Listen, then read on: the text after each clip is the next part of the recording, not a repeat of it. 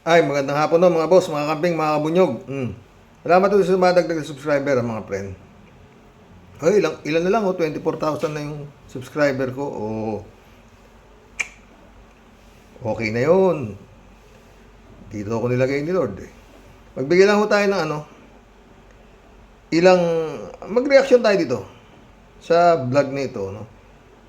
One day ago at meron ho itong 182,000 views. No? Sabi niya, ilang mambabatas posibleng nag-aalangan na suportahan ang impeachment Raps versus Sara analysis. May nag-analyze ho mga friend. Pakinggan natin Kung malaking sugaldigan on the part of the lawmakers. Kung babanggain mo na out in the open itong Duterte family kasi somehow meron pa rin mga supporters na Nag-aalangan ang ilang mambabatas kung tuluyang babanggain si Vice President Sara Duterte sa pamamagitan ng paghahayag ng suporta sa mga impeachment complaint na inihain sa Kamara. Ayon sa political science professor na si Dennis Coronacion, tiyempo na malapit na ang midterm elections, kaya naman magdadalawang isip ang mga re-electionist lawmakers dahil na rin sa mga analyst pala ito, Dennis Coronacion, no? Okay. Natitirang Duterte supporters. dun sa latest survey na even though malaki ang binaba sa survey numbers ni Vice President Sara Duterte, makikita mo na may mga natitira pa rin supporters, lalo na sa Mindanao.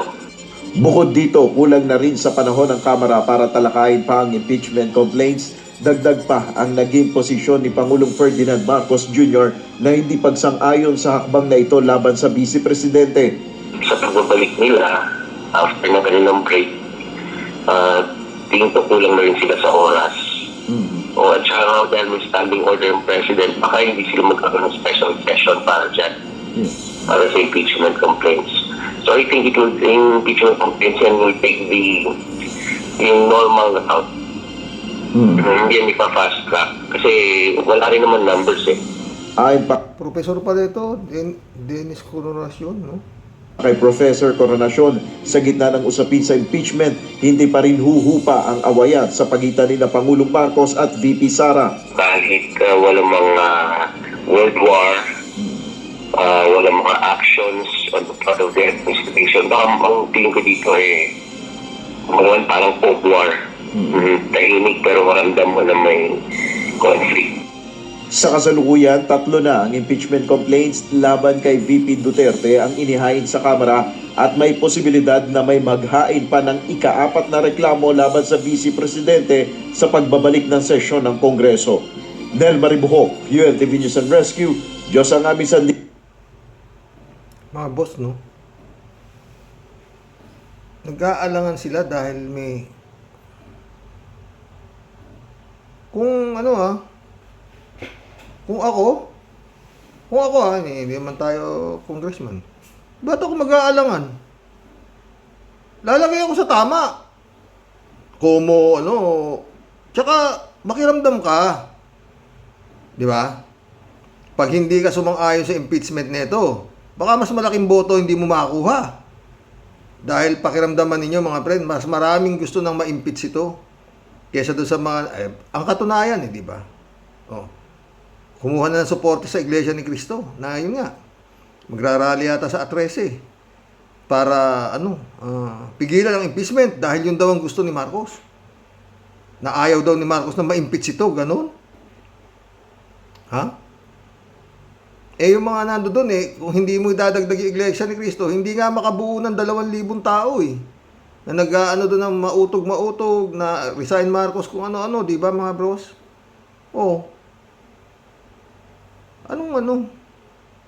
Tsaka bakit? Nakita ko si Atty. Enzo kanina, dadaan sa talagang napakahabang proseso, no?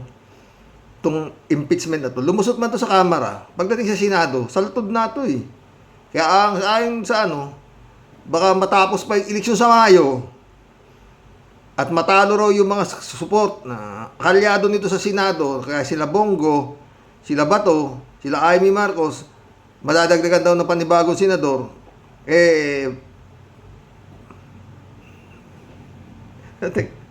bakit?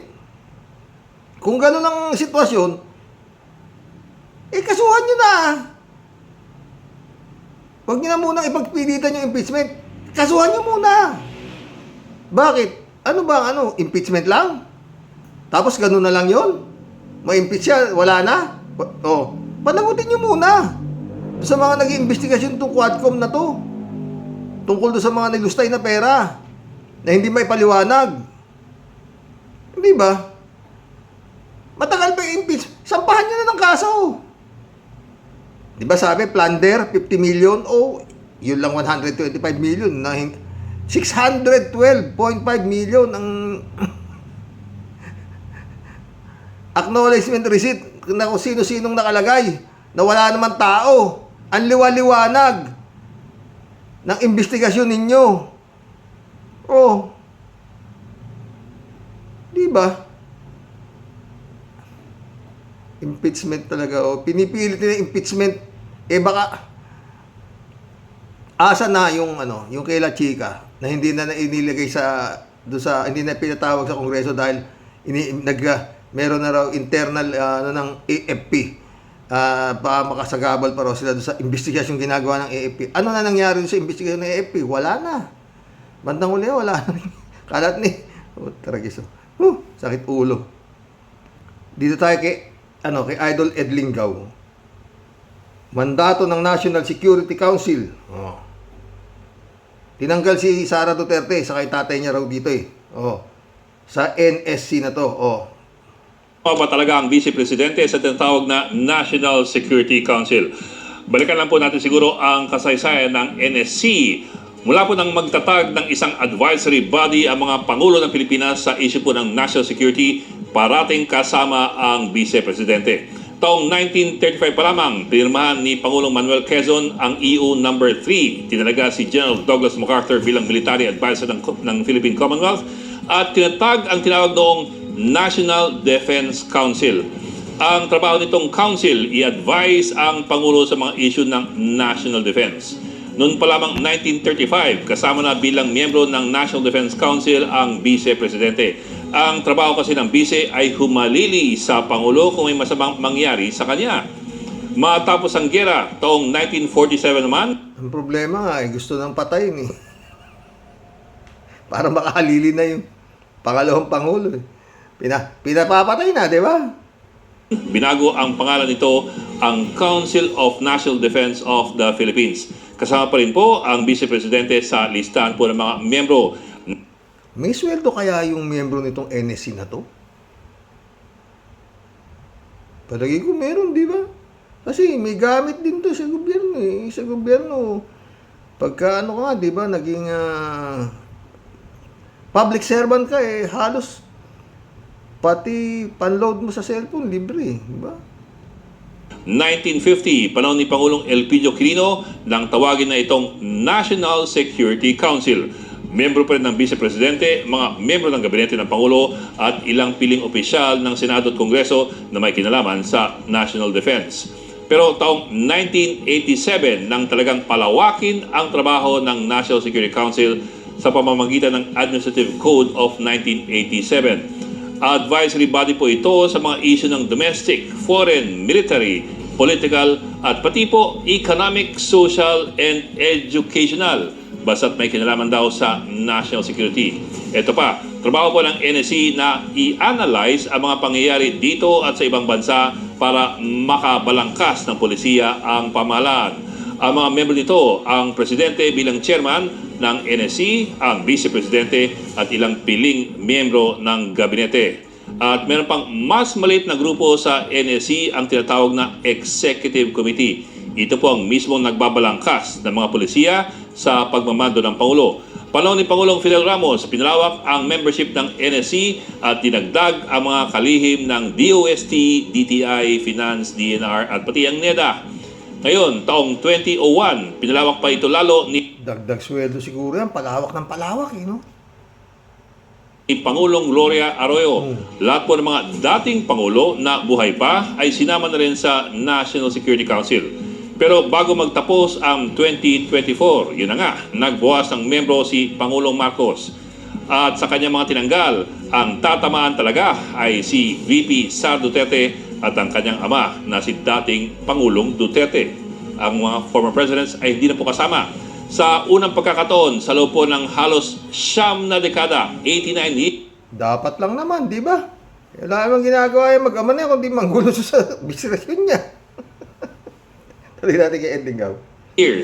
ang Vice Presidente ay hindi na po kasama sa highest advisory body sa national security. Sadya ba ito? Eh ano nga i-advise niya si Sara Duterte? Diyan sa Pangulo natin, tsaka si Duterte na yan. Eh, nanggugulo lang sila eh. Di ba, mga boss? Wala namang ginagawa, kundi, di ba? Ewan ko. Ang tanong niyan eh, bakit ngayon mo lang tinanggal? Bongbong noon pa sana ah. O, di ba? Kung may sweldo to, di sumusweldo pa ito bilang mga miyembro nitong NSC na to. Ito, ganito na lang po. Ang dating Pangulong Duterte, ilang beses na po kasing nagparinig na maaaring umalma ang mga sundalo laban sa Marcos administration. At sa isang punto, nagtawag pa siya ng secession ng Mindanao. At si VP Sara nga, inununsyo dati na may kinontrata siya para patayin ang Pangulo at ang kanyang pamilya kung meron daw mangyayari sa kanya. Kaya't maaring kung problema na sila sa personal security, maaring hindi komportable ang Pangulo na isama sila sa mga usapin ng national security. Pero kung tutusin, hindi naman po talaga kailangang formal na tanggalin sa NSC ang mga ito dahil matagal na rin pong hindi pinapatawag ang National Security Council. Isa pa, anumang oras naman ay maaaring pulungin ng Pangulo ang kanyang security advisors na hindi naman kinoconvene ang NSC. So, sa madaling salita, malamang na ang paglabas ng Executive Order No. 81 ay isa lamang politikal na mensahe na gustong ipaabot ng Malacanang sa kampo ng mga Duterte. Mga kapatid, Yun. Eh, yun talaga yun. Oh. Oh, di ba mga boss? Ang dali lang, oh, tinanggal. Oh. Tinanggal siya sa NSC. Oh, ang dali lang. Eh, ibig sabihin niya siguro, mga friend. Hindi na yun ang stand ni Marcos sa impeachment ni Sara Duterte. Na parang walang mangyayari, hindi siya pabor sa impeachment. Yun ang maliwanag niyan. Kasi tinanggal na niya dyan eh. Talagang pinaanan niya na hindi na siya kailangan eh. O, di ba sa gobyerno ni Marcos? O, yun ang tuha ko. Kayo ba, mga friend? O, eh, mantakin mo, mula pa no, parating kasama yung Vice President sa NSC na yan. O, ngayon, tinanggal ni... Kauna-unahan lang yata itong nangyari na tinanggal yung Vice President sa NSC, di ba? O, ng Marcos? O, hindi. Si ano rin yata, si BP Leni, pinatanggal din ni Duterte noon. Iba naman yung kay Duterte. Kasi may mga meeting pa na yan, mga ganun-ganun. Eh, si Duterte, pabor sa China yung Duterte. O, di ba? Eh, siyempre, kukontra si BP. Eh, istorbo ka rito. Di ba? O, ito eh. Iba naman to. Kontra China naman si BBM. Eh, ito naman, itutulong na ito. Sa security pabor sa China ito si Sara Duterte, di ba? Oh, yun lang yung mga boss. Kaya sa ano, lang, impeachment, matagal pa habulin yan. Antakin mo. Sa Senado, baka hindi pa makakuha ng numero raw yan. No? Sabi nga nung analysis ba yun? Oo. Wala naman daw numero. Oh, dahil nga itong mga ibang mambubutas. Itong mga tag daw. Mga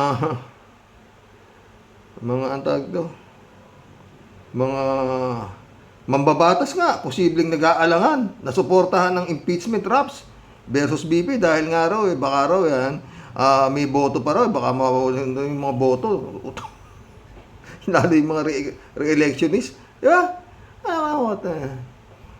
Mas maboboto kayo kung ano, wala. Hindi ko alam, no, kung meron pang ano rito, matinong. Eh, yung mga kandidato nito, dapat yun na lang ang timbangin itong mga mambabatas nito. Yung mga senatorial ano nito, nahuhulog na. Oh. No, si Bongo na lang yata ang nakapasok sa Magic 12 eh. Di ba? Pero may sarili silang survey. Number 1 si ano eh, Bongo. Puro, pinakita ni Atty. Enzo kanina. Puta kaya. May sarili silang ano ba? Hindi alam kung anong klase survey yun eh. Lahat ng dito, kandidato ng Duterte, pasok doon sa Magic 12. Oo. Ang gulo ng Pilipinas, putik yan. Ano na to? Ewan mga friend. Yung NBI, hindi rin sinisipot ni Sara. Oh, nagsampa na ba ng kaso yung NBI? Ano ba nangyari na? Ha? Oh, hindi naman kayo pinapansin ni Sara Duterte. Patawag kayo ng patawag. Oh, ginagago lang. Ang gulo-gulo mundo. Oh, tayo. Ito pa isa, oh. Para magkaroon tayo, ito.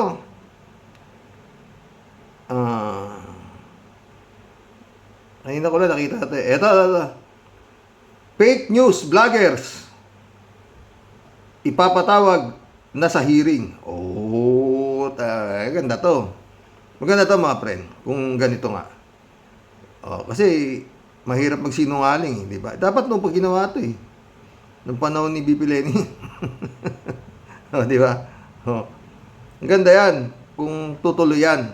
Yan po topic ni Atty. Claire eh. Oh. Mawawala ng kita itong mga troll na vlogger na ang gagaling magkakana ng magngangakak ng walang katotohanan, di ba? Mga friend. Oh. Tsaka yung mga nagpapatalsik nga dito sa administrasyon na to, di ba? Oh.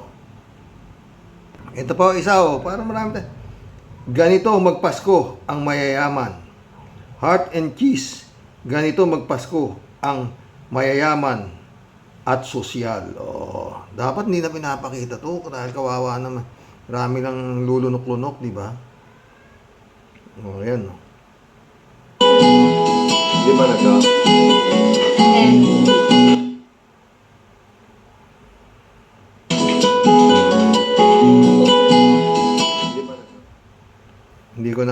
Hindi ko nabibigyan ng sounds. Baka maka-copyright pa tayo. O, ayan o.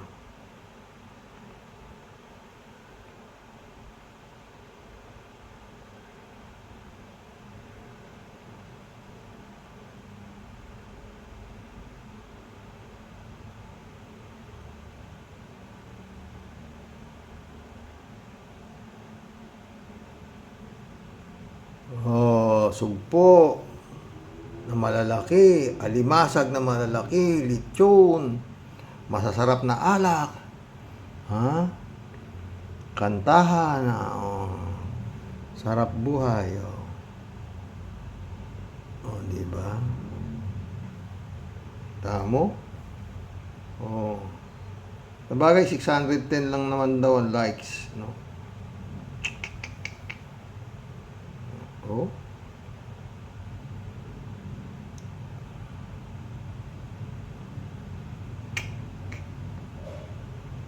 Lechon. Sasarap oh.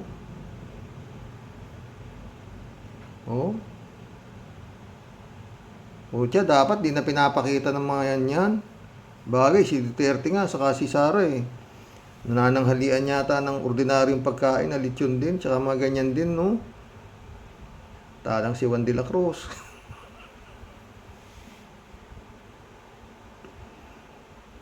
Ewan. Talagang yan na lang eh. Korupsyon, katakot-takot. Di ba mga friend? Yung tinanggal sa NSC.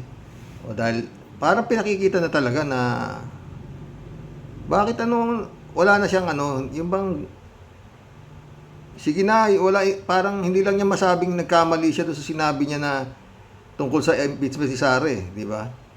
Sana makuha ng Iglesia ni Cristo to, no? Huwag na nila ituloy rally nila dahil yung bagong ginawa ni Bongbong Marcos na yan, ibig sabihin niya, wala na siyang pakialam talaga. Impeachin nyo na yan kung i-impeachin nyo. Diba? Huwag na silang gumawa ng rally na sinasabi niya dahil yun ang gusto mangyari ni Bongbong. Kaya Ewan. Ang gulo. No? Pero yun nga, asa na yung mga kaso na sinampa ni Trillanes dito? Oo, smuggling, kung ano-ano mga nakita sa Quadcom, sa Senado, sa ano, asan na? At ang ipinagpipilitan, impeachment. Nasuhan nyo na Para mga kaso non-bailable Oh. Yung plunder lang, ang liwa-liwanag ng plunder. Sara Duterte. Oh. Di ba? Ewan. Magkulab na po tayo mga boss. Wala tayong magagawa. Mag-aantay daw. Kung yan ang ipipilit na impeachment, ay mahaba-haba pa hong kalbaryo yan. At baka matapos pa ho yung eleksyon sa Mayo. Kung ganito ang mga analysis yon ng mga analyst na takot pa mga mambabatas na suportahan ang impeachment ni Sara Duterte.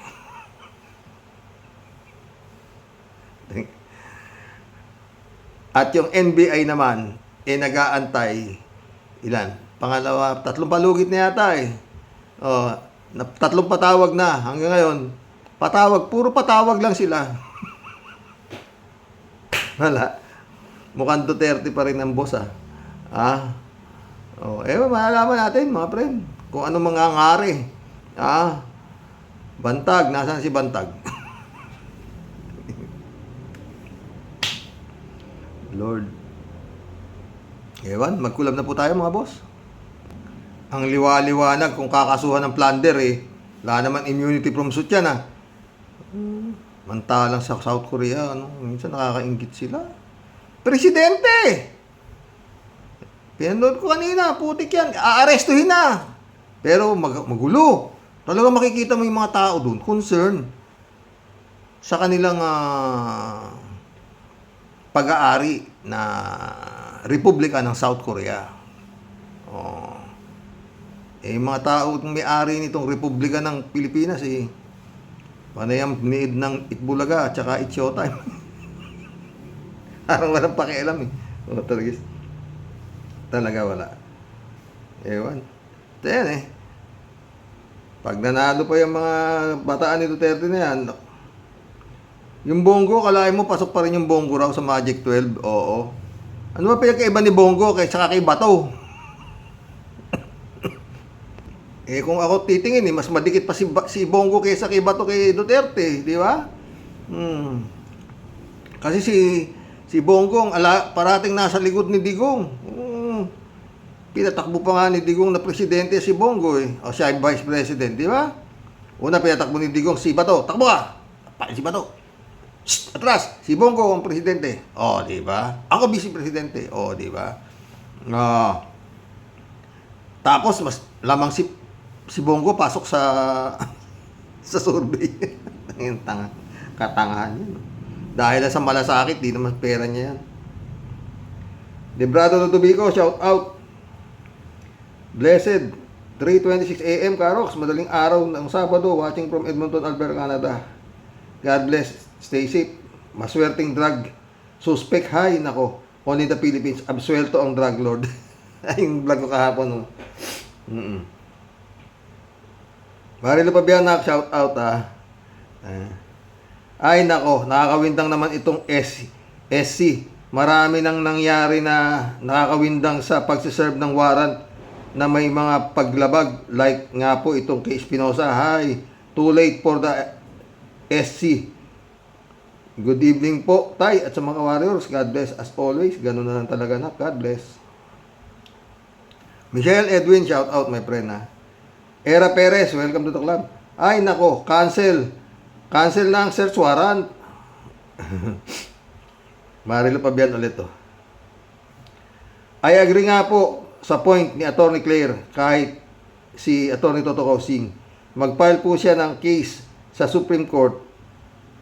Yun nga lang po, mabagal pa sa usad ng pagong kung mag-decide ng desisyon. Kasi imagine po kung manalo yan, saka pa lang sila mag-action, then sasabihin tanggalin tanggalin pero tapos non-term, wala pang desisyon. Mr. Comelec, do the right thing naman po.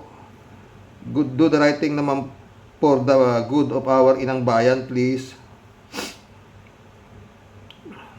Ay, hindi, no comment na aabutin mo dyan.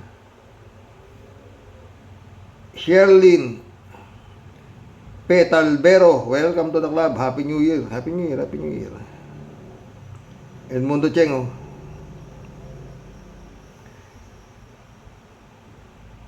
Kitang-kita na hawak pa rin ni Digong ang lahat ng batas sa Pinas.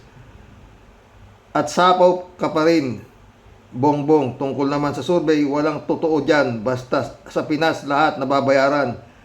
Maski SC. Kita na, may plano na namang pabor sa mga Duterte. Buti napansin ko, di ba, Edmundo? Edmundo Cheng ulit, oh. Ang mga tulpo ay mga tuta ni Digong, walang hindi lulusot sa Comelec, basta mga tuta ni Digong.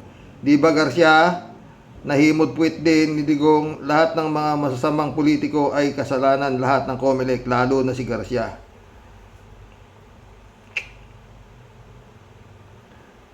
Edmundo Cheng ulit, SC sa Pinas, ang pinakabulok sa buong mundo, mahiya naman kayo. Magkano ba mamamatay din kayo mga PI nyo, mga SC. Galit si Edmundo Cheng sa SC.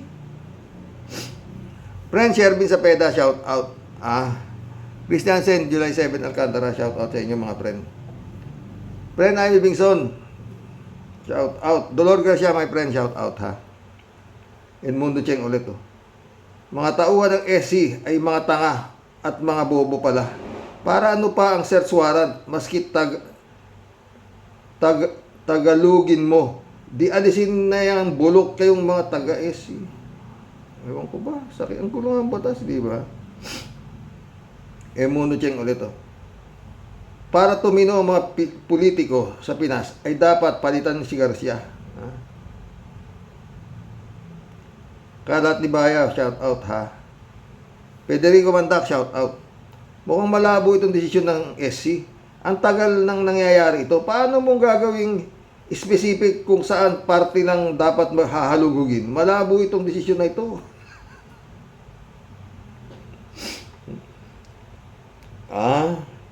Parang bias ito. Ibig ba sabihin, nung specific, halimbawa, ilalagay sa search warrant na kusina lang,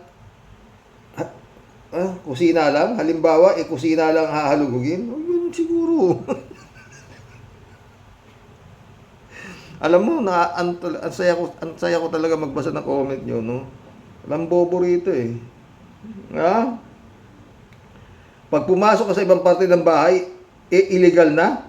Pwede nang kasuhan yung raiding team. Pakipaliwanag nga po, Atty. Leonen, anong saysay ng search warrant? Magiging inutil ang mga pulis pag ganyan. Ewan ko sa desisyon na yan. Sobrang alam, Federico. Hindi, ganun nga.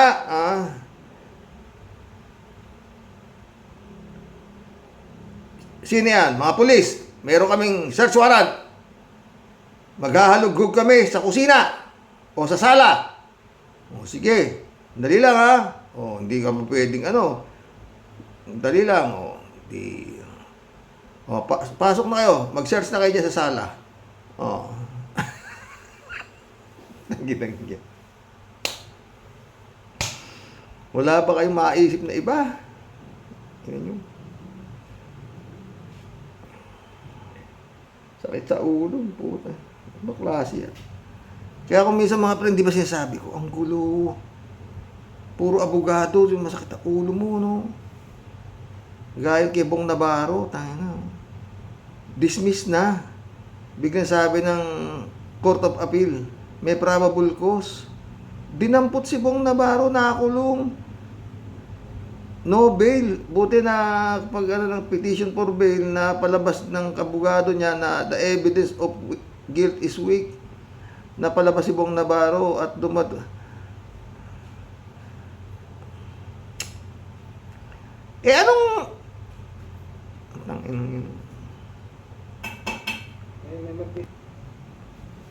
Macario Rayos, welcome to the club. Sabi niya, yan ang kawalang kwentang desisyon ng SC. Hindi yata pwedeng questionin yung Supreme Court, ganun ba yun? Ha? Kasi ganun eh. Natalo ka dito sa Regional Trial Court, Court of Appeal, talo ka pa rin. Pagdating sa Supreme Court, pagaya nangyari kay sino? Si Visconde, kay Hubert Webb, di ba? Pagdating sa Supreme Court, mga gago, walang kasalanan sila Hubert Webb. Laya yan. Ganun ba yun? 15 taon na naghirap dun yun. Sila Hubert Webb, bigla sabi na sa Supreme Court, palayain niya, walang kasalanan yan. Namatay na si Lauro Visconde, hindi niya nalaman kung sino nagmasakir sa pamilya niya. Ha? Sa totoo lang mga pre, no? Dapat itong mga nagdidesisyon na to na mga judge ng mali, dapat siya kinukulong eh. Mantakin mo laking perwisyo ng ginawa mo. Dinesisyonan mo yung di ba?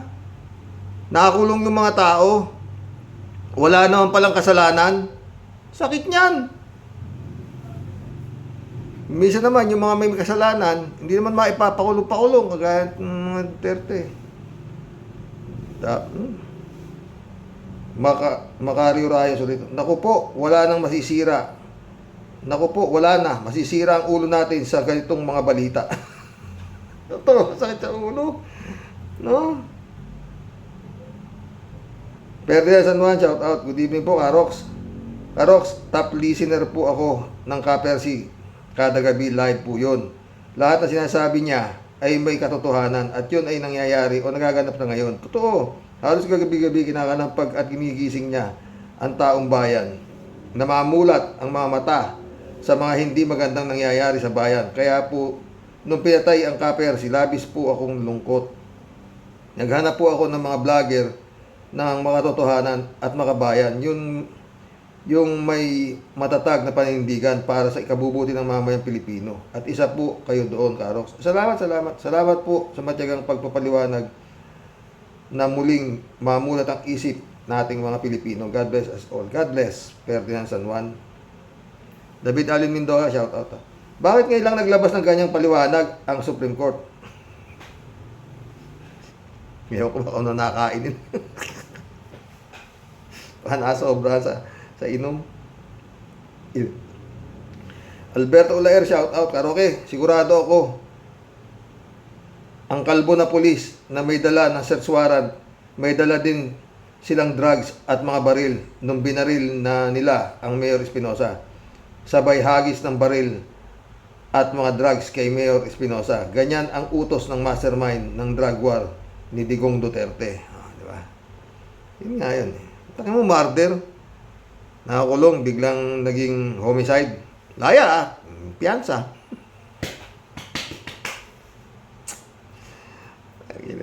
Ilan na yung mga nasa preso pinagpapatay? Si Garma, may nangyayari ba? Wala. Asa si Garma? Hindi pa yata. Tumakas nahuli na raw. Wala. Tangina. Lisa Pitzcare, shout out. Good evening, Xerox. Yan ang hirap sa batas ng Korte Suprema na pinagbawal daw ang pag-search o galugat sa isang lugar o bahay na may search warrant. Ano pa ang halaga ng search na yan kung di pala pwedeng halughugin ito? Bakit ganon? Ang labo naman. Anong batas yan? May ewan ko kay Leonin.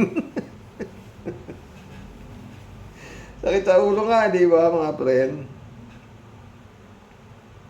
Shout out, Pastor Jun Lagon, my friend. Jeff Ramos, shout out Nak Jeff, magkwentuhan tayo Pag may time ka, mapagkwentuhan natin yung nangyayari sa Korea. Nandiyan po kasi South Korea yung nakanakan ko isa Si Jeff Ramos, oo.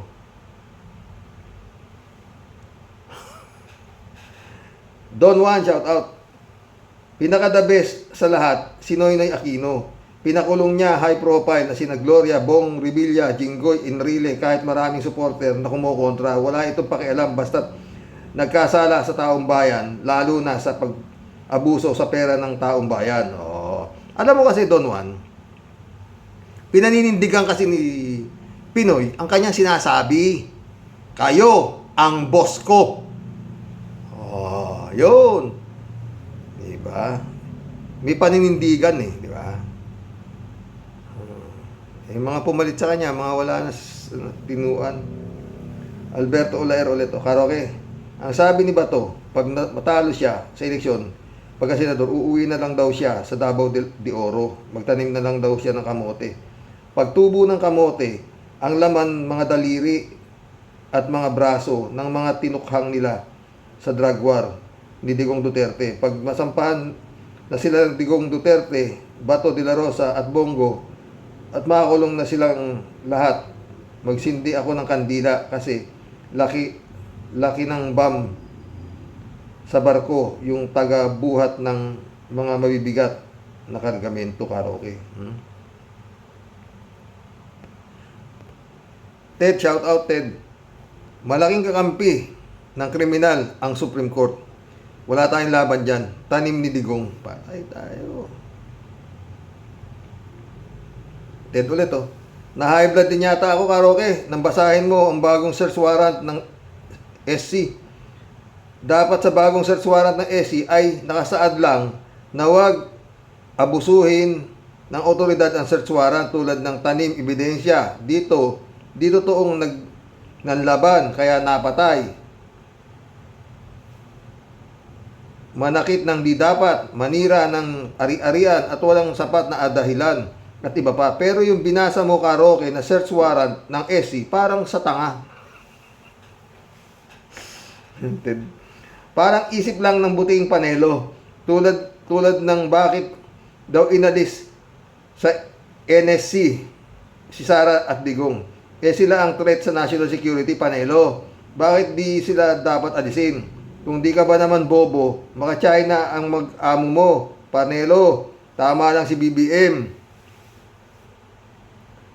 Sabi si Panelo, sabi nga ni ni Senator Trillanes, ang payaso.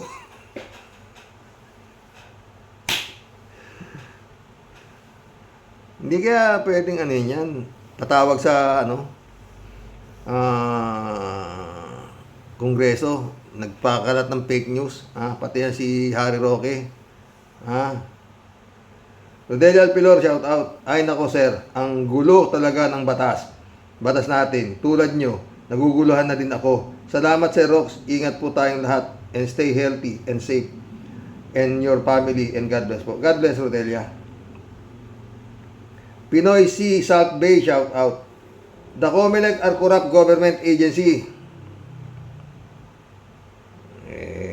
Ewan ko nga ba. Minsan, mas gusto ko talaga martial law. Sa totoo lang. Kung nagamit lang ni Marcos yung martial law na maganda. Pero yung sabi ko, nung natanggal ang martial law, patay. Yun ang agad ang nasa isip ko. Lalong magkakaleche-leche to. Tama ako. Kasi putik, magkakaroon naman ng mga kongreso, senado, kung saan-saan, eleksyon, kung magkano inuubos na pera ni Juan de la Cruz dyan? Nga! Sa mga sweldo niya, congressman na yan, senador na yan. Eleksyon na yan. Bilyon. Ba? Tsaka yung dynasty yun, bukas natin pag-usapan niya. Maharami pa ho ito Elizabeth Iscariola ito. Tungkol naman sa citizenship ni Erwin Tulfo, yan ang malaki niyang pagkakamali. Dapat naging honest siya sa sarili niya. Kaya yung COMELEC talaga, kumulik lang taata ang ginagawa niyan. Isipin ninyo, magiging servant ng ating bansa at sila ang gagawa ng batas natin. Tapos kahit sino na lang palabas sa sikat at may pera, ayos ang buto-buto.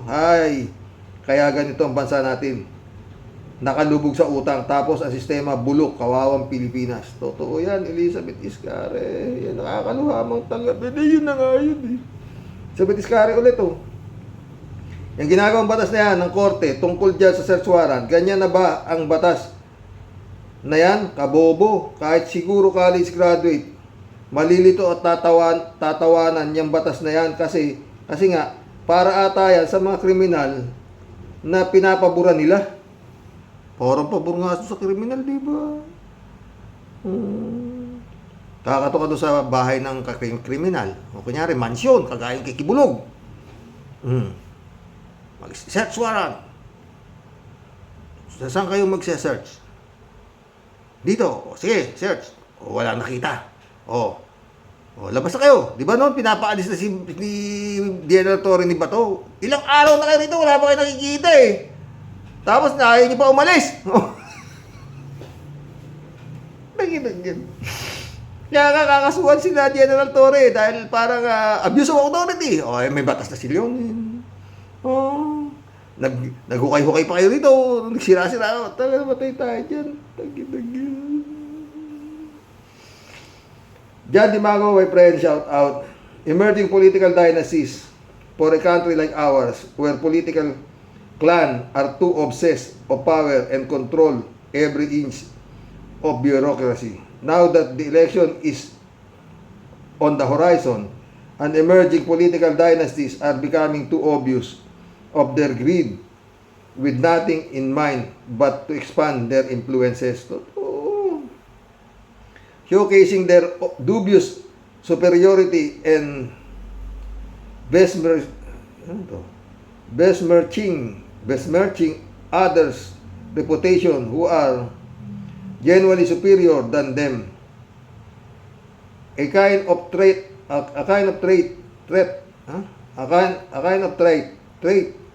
that best fit the tulpos who leans solely to their popularity under the guise of a make-believe gesture of championing the cause for the less fortunate families.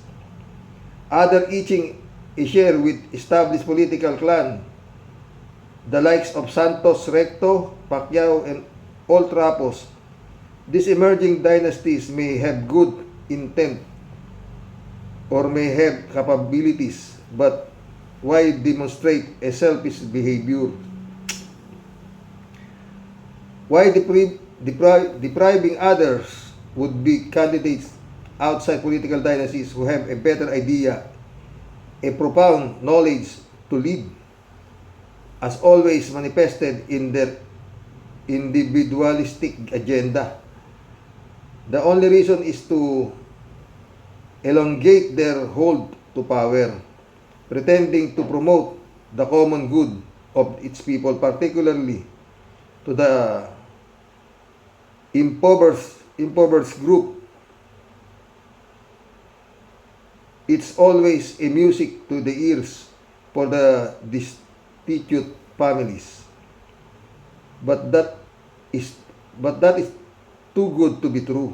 I'm always campaigning to scrap all political dynasties as this is not healthy for our country. Manipulation and corruption will be sure be on the rise. Totoo yan, my friend. These emerging political dynasties have blatantly disregard the 1987 Constitution. Though no enabling law yet to regulate it, doesn't mean it will not be taken seriously and that people will take advantage of it for their personal agenda. Totoo yan, John Dimago, ha?